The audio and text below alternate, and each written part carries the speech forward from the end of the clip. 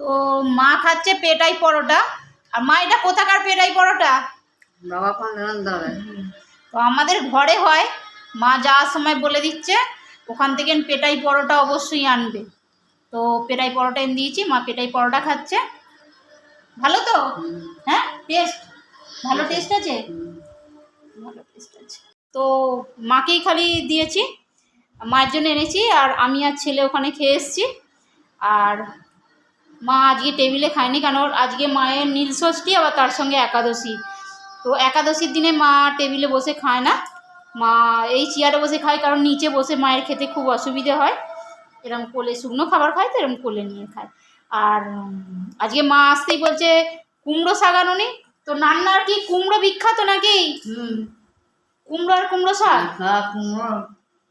বিখ্যাত, ভালো খেতে। এখান থেকে যে বাজার থেকে না আনা হয় তার থেকে ভালো খেতে। হ্যাঁ, না না, কুমড়োটার কথা না, এই কুমড়ো আলাদা, কুমড়ো আলাদা। আচ্ছা, আমি তো জানতাম না, তো আমি আনিও নি। জানি বিখ্যাত, আমি জানি পাওয়া যায় তো আমাদের বাজারে, ও ডোমজুর বাজারে। শাকটা খুব ভালো, আনা তো হয়নি।